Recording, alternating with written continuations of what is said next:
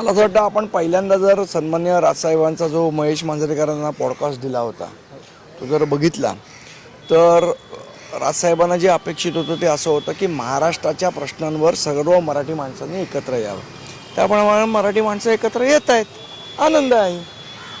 दुसरीकडे पाहिजे तर मनसेकडनं संघटनात्मक बांधणी देखील सध्याला आपल्याला सुरू असल्याचं पाहायला मिळतं. काही दिवसांपूर्वी केंद्रीय समितीची देखील घोषणा करण्यात आलेली होती. काही आमच्या केंद्रीय समितीने सन्माननीय नेते अमित ठाकरे असतील, बाळा नांदगावकर साहेब असतील, नितीन सरदेसाई असतील, शिरीष सावंत असतील, बाकी सगळे जे नेते मंडळी जे केंद्रीय समिती जी नेमलेली होती साहेबांनी, आणि जवळजवळ पूर्ण मुंबईभर गटाध्यक्ष असतील, उपशाखाध्यक्ष असतील, विभागाध्यक्ष असतील, उपविभागाध्यक्ष असतील, महिला पुरुष दोन्हीच्या मिळून जवळजवळ 800च्या वर बैठका आमच्या आत्तापर्यंत झालेल्या आहेत. या बैठकांचा जो अहवाल आहे तो देण्यासाठी आणि त्या अहवालावर चर्चा करण्यासाठी आजची ही 3 दिवसाच्या मॅरेथॉन बैठका या सन्माननीय राजसाहेबांनी आयोजित केलेल्या आहेत. आज, उद्या आणि परवा 3 दिवस या बैठका असतील.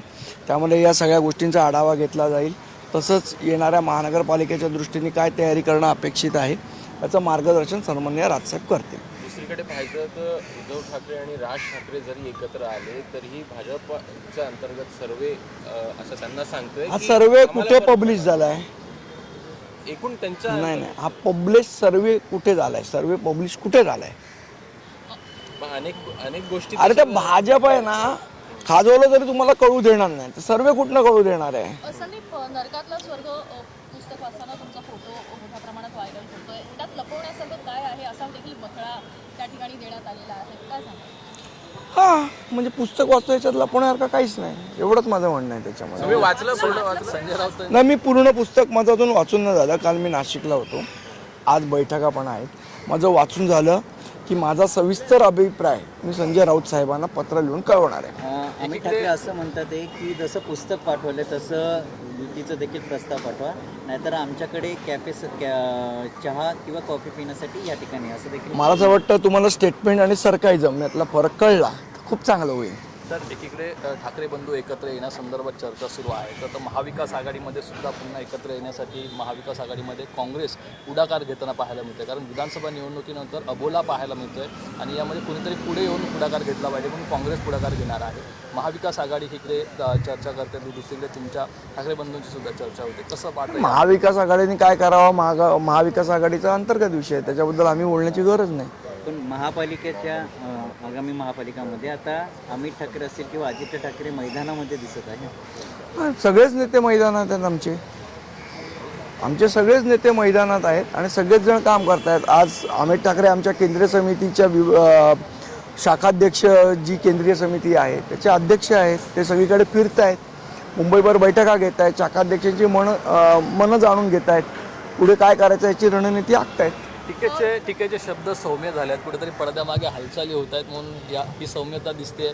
काय म्हणजे सौम्य? पहिले जहाल काय होते ना, आता सौम्य काय? जरा तुम्ही सांगितलं तर मी उत्तर देईन त्याचं. संदीप, 2014-2017 साली मनसेतर्फे प्रस्ताव देण्यात आला होता ठाकरे गटाला. त्यानंतर काय झालं हे सगळ्यांनीच पाहिलेलं आहे. आता देखील एकत्र येणार या संदर्भात चर्चा चालू आहे. प्रस्ताव काही तयार आहे का? प्राथमिक प्रस्ताव तयार आहे का कोणाकडे? तुमच्याकडून का? आमच्याकडनं का?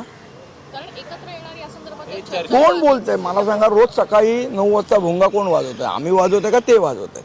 जे भोंगा वाजवत आहेत त्यांनी प्रस्ताव तयार करावा. नाही, प्रश्न असा आहे की जरी का तुमचं बोलणं होत असलं किंवा सकारात्मक असले तरी आमच्यामध्ये त्यांच्यामध्ये कुठलीही चर्चा चालू नाहीये. अत्यंत पक्षाचा नेता म्हणून जबाबदारीने मी तुम्हाला सांगतोय.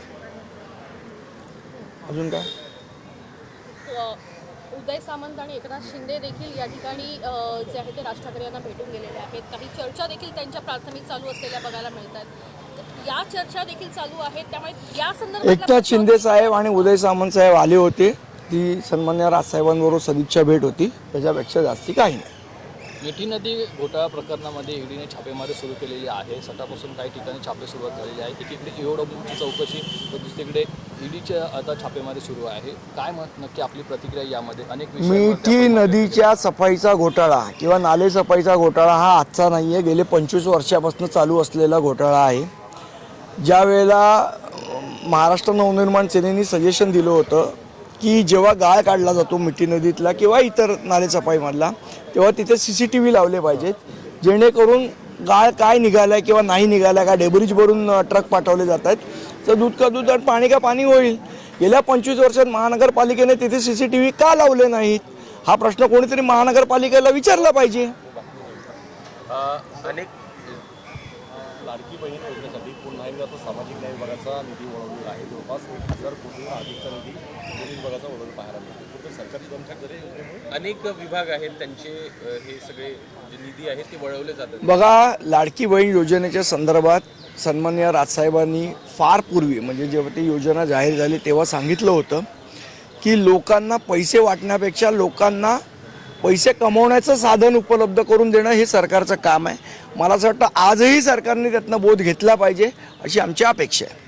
पण एक कारण सरकारकडनं असं दिलं जातं की प्रत्येक विभागाला हे अधिकचा निधी दिला जातो. आणि बघा, असं आहे, अजित पवार साहेब बोलले होते की आमच्याकडे निधीची कमतरता नाही, आम्ही पुढच्या 2 वर्षाचं सगळी तरतूद केली आहे. बोलले होते की नाही? तुमच्यासमोरच बोलले होते की नाही?